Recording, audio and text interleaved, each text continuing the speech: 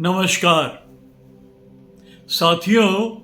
हमने अक्सर देखा है कि बच्चे भूतों की कहानी पढ़ते हैं और कहानी पढ़ने मात्र से भूतों से डरने लग जाते हैं।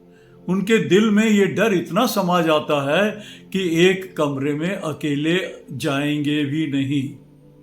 यहाँ तक कि रात को सोते हुए सपने भी भूतों के देखते हैं और भूतों के सपने देख के डर जाते हैं, रोने लगते हैं, चिल्लाने लगते हैं। यहाँ तक कि डर के मारे उनका सूसू भी निकल जाता है। माँ बाप बच्चों को अक्सर समझाते हैं कि बच्चों, भूत प्रेत कुछ नहीं होता, ये एक सिर्फ कल्पना है। लेकिन मैं कहता हूं कि भूत होते हैं। जिन भूतों से बच्चे डरते हैं वो नकली भूत हैं। असली भूत बहुत खतरनाक होते हैं। असली भूत हैं आपके खुरापाती विचार। आप खुरापात के विचार पाल के रख के देख लीजिए। आपके दिमाग में अगर ये समा जाता है कि भाई पतझड़ आने से पहले मैं मर जाऊंगा, तो शर्तिया मर जाएंगे। अगर आप हाथ की लकीर देख के कहते हैं कि भाई मेरी उम्र तो 50 साल लिखी हुई है, तो आप शर्तिया 50 साल के पहले ही चले जाएंगे। किसी बीमारी से जूझ रहे हैं, आपके दिमाग में यह ख्याल आता है कि मैं इस बीमारी से नहीं बचूंगा, तो अच्छे से अच्छा डॉक्टर, अच्छी से अच्छी दवाई भी आपको बचा नहीं पाएगी। ये है असली खतरनाक भूत। और दूसरी तरफ अगर आप सकारात्मक हिम्मत वाले विचार अपने मन में पालेंगे, तो आप शूरवीर और ताकतवर बन जाएंगे।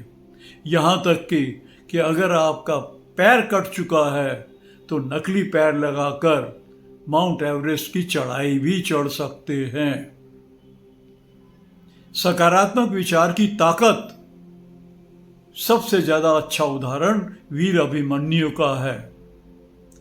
वीर अभिमन्यु जब माता के गर्भ में थे, तो उनके पिता अर्जुन ने सुभद्रा जी को चक्रव्यूह भेदने की कला समझाई थी। तो कला किसने समझाई? एक पिता ने माता को, और उस कला को उनके पेट में पलने वाले बच्चे ने सुना, और सुनते ही उसे चक्रव्यूह भेदने की ताकत आ गई, कला समझ में आ गई। और वीर अभिमन्यु 16 साल की उम्र में बड़े बड़े योद्धाओं से लड़ गया। कर्ण से लड़ाई की, दुर्योधन से की, द्रोणाचार्य से की, और चक्रव्यूह के अंदर घुस गया, लेकिन वापस नहीं निकल सका। क्यों? क्योंकि जब अर्जुन सुभद्रा जी को चक्रव्यूह से बाहर निकलने की कला सिखा रहे थे, समझा रहे थे, बता रहे थे, तो सुभद्रा जी सो गईं। सोए तो खोए, सोइए नहीं जागिए। हमने हनुमान चालीसा में भी पढ़ा, क्या? भूत पिशाच निकट नहीं आए, महावीर जब नाम सुनाए। महावीर यानी कि ताकत। ताकत का नाम सुनते ही भूत पिशाच सब भाग जाते हैं, आपके निकट ही नहीं आ सकते हैं। अगर आप अपने मन को हिम्मत वाले विचार देंगे, तो बड़ी से बड़ी बीमारी से लड़ जाएंगे। अगर आप अपने मन को ताकत वाले विचार देंगे, तो आप बिल गेट भी बन सकते हैं। अगर आप अपने मन को ईर्ष्या, द्वेष, नफरत, लड़ाई झगड़े के विचार देंगे, तो आप टेररिस्ट या खूनी भी बन सकते हैं। ये विचार इतने खतरनाक भूत होते हैं कि आपको खूनी भी बना देते हैं। इसका एक दृष्टांत सुनाता हूं। एक नौजवान है, वो एक वृद्ध महिला के पास पेइंग गेस्ट की तरह रहता है। तो वृद्ध महिला ने कहा कि भाई रोज मैं तुमको दोपहर को और रात को 4 रोटी और दाल या सब्जी दूंगी। अब भाई नौजवान सोचता है कि 4 फुलकों से तो उसका पेट भरेगा नहीं, 4 रोटी उसके लिए तो बहुत कम है, लेकिन चलिए बना बनाया मिल जाएगा, तो वो स्वीकार कर लेता है और वृद्ध महिला के यहाँ रहने लग जाता है। अब उसका पेट 4 रोटी से भरता नहीं है, लेकिन उसके ऊपर क्या होता है कि रोज वो देखता है कि वो 4 रोटी का जो साइज था वो धीरे धीरे घटने लगता है।